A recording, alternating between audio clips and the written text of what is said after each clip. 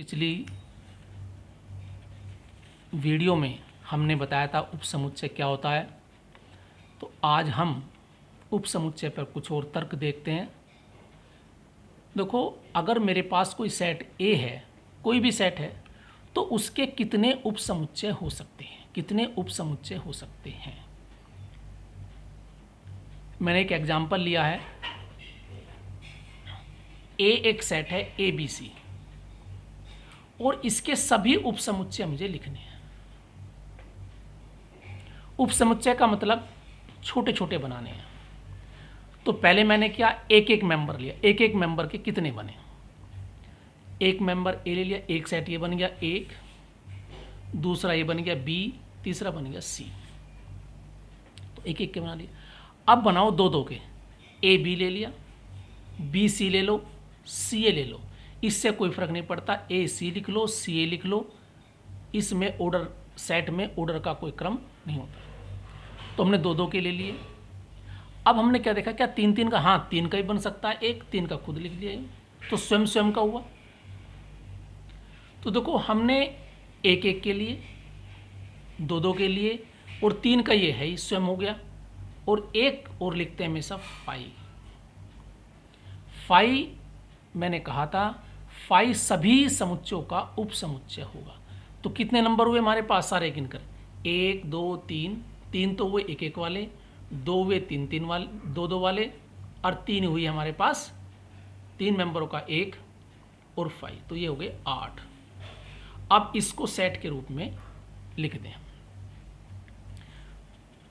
तो ये हमारे पास कहलाएंगे उपसमुच्चय। तो कितने उपसमुच्चय हुए, 8।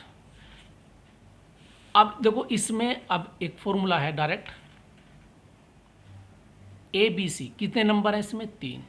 तो एन ए कितने हैं, 3, अर्थात अवयवों की संख्या इसमें 3 है।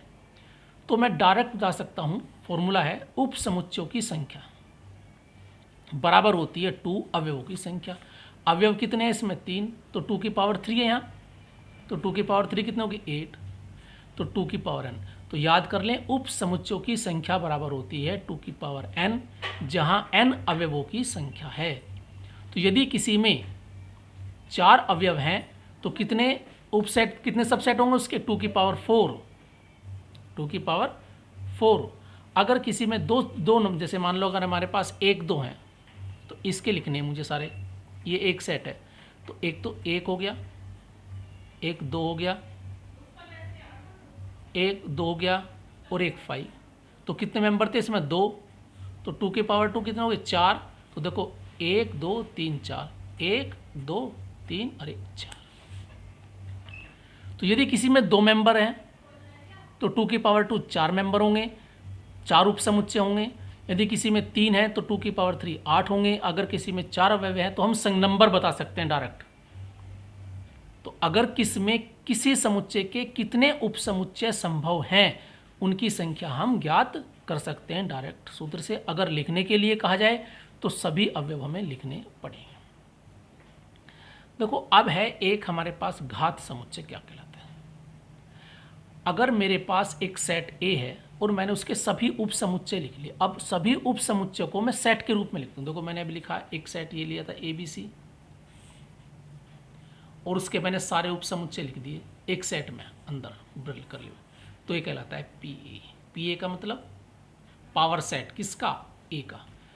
तो पावर सेट में कौन होते हैं, पावर सेट का मेंबर ये क्या है, समुच्चय। ये भी उपसमुच्चय, ये भी उपसमुच्चय, ये भी उपसमुच्चय, ये भी उपसमुच्चय, ये भी उपसमुच्चय। तो जो हमारे पास सेट दिया गया है, अगर उसके सारे पहले उपसमुच्चय ज्ञात कर लें और उपसमुच्चयों का एक समुच्चय और लिख दें, तो वह पावर सेट कहलाता है। तो यदि ए एक समुच्चय है, ए के सभी उपसमुच्चयों का समुच्चय, सभी उपसमुच्चयों का समुच्चय, समुच्चय ए का घात समुच्चय कहलाता है। इसे पी से प्रदर्शित करते हैं। अब घात समुच्चय में कितने अवयव होंगे, जिसके जितने सबसेट होंगे, और सबसेट का तरीका हमारा 2 की पावर n है। तो घात समुच्चय के अवयवों की संख्या बराबर है समुच्चय के उपसमुच्चयों की संख्या, और उपसमुच्चय होते हैं 2 की पावर n, और n है अवयवों की संख्या। तो तो हम किसी घात समुच्चय में अवयवों की संख्या भी बता सकते हैं। तो आज इसमें हमने पढ़ा उप समुच्चय लिखने का क्वेश्चन, किसके कितने उप समुच्चय होते हैं, ये एग्जाम्पल कर लें, किताब में भी है। घात समुच्चय मैंने बताया, घात समुच्चय किसे कहते हैं, जितने भी समुच्चय हैं समुच्चय के पहले उप समुच्चय लिख लो और फिर सेट के रूप में लिख दो, वो कहलाएगा उसका घात समुच्चय।